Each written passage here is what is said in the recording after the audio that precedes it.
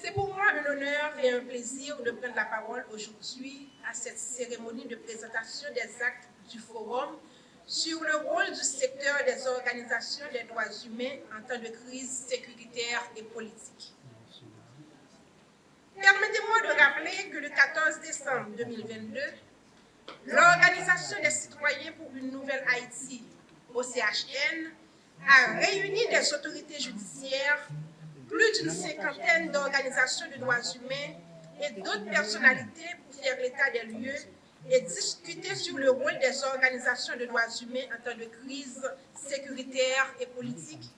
tout en mettant l'accent sur les violences sexuelles à l'endroit des femmes et des filles. Nous voici encore réunis aujourd'hui sous le leadership de l'OCHN pour la présentation des actes du dit forum qui traduisent la volonté et la détermination des organisations du secteur des droits humains, s'évertuant à promouvoir et protéger les droits civils et politiques, ainsi qu'à promouvoir, protéger et mettre en œuvre les droits économiques, sociaux et culturels. J'en profite pour saluer le travail combien louable effectué par ce secteur dans le cadre de la protection et la défense des droits humains fondamentaux des populations haïtiennes.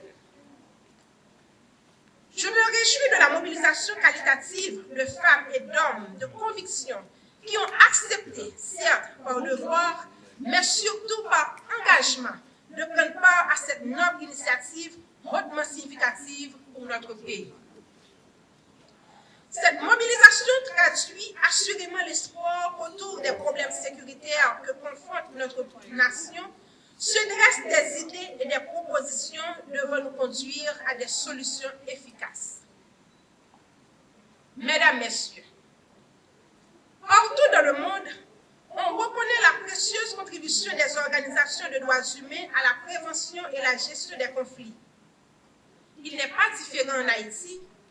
Nos défenseuses et défenseurs des droits humains doivent intervenir au niveau de toutes sortes de situations en rapport avec les droits humains,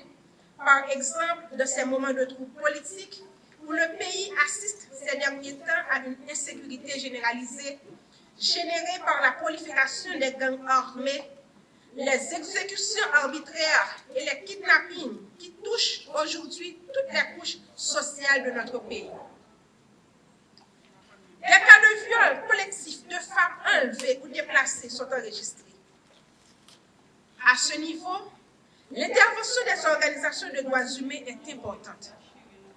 Elles ont un rôle crucial à jouer dans la collaboration avec les différents organes de la société civile et institutions étatiques concernés dans le rétablissement de la paix, la promotion et la protection des droits humains en Haïti. Ils ont donc un rôle de médiation entre les différents acteurs concernés par la situation d'insécurité que vit le pays. La cérémonie du jour en est un témoignage vivant. Mesdames, Messieurs, les représentantes et représentants du secteur des droits humains, vous avez formulé des propositions qui se traduisent en actes, des pistes de solutions pour la protection des femmes et le rétablissement de la sécurité et la paix dans nos communautés. Votre contribution à la recherche des solutions liées à l'amélioration de la condition de vie des femmes par rapport au climat de sécurité et de kidnapping qui sévit dans le pays est importante. Les actes du forum vous donnent l'opportunité de proposer la voie à suivre pour accroître votre contribution à la résolution de la crise. Toutefois, vous avez peut-être identifié la violence, la criminalité, voire l'insécurité globale comme des facteurs empreints d'une certaine complexité qui handicapent diverses sphères de la vie des populations, en particulier des femmes. Par ailleurs, les actes de ce forum qui constituent les réflexions et propositions du secteur permettront aux autorités concernées d'être en mesure de prendre des dispositions susceptibles d'amener au rétablissement de la sécurité et la consolidation de la paix dans les quartiers populaires où les groupes armés sèment la terreur. À travers les actes de ce forum, vous avez ainsi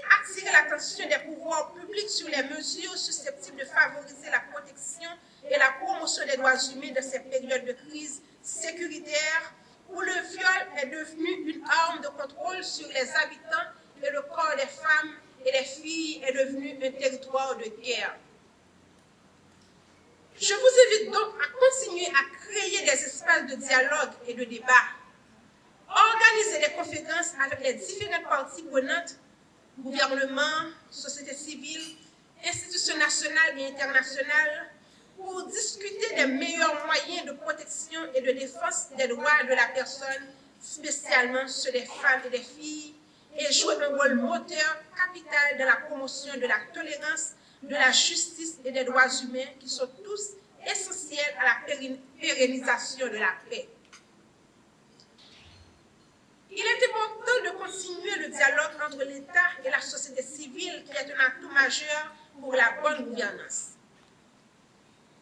Mesdames, Messieurs, la cérémonie d'aujourd'hui démontre l'engagement du secteur des droits humains à agir dans cette situation de crise politique et sécuritaire,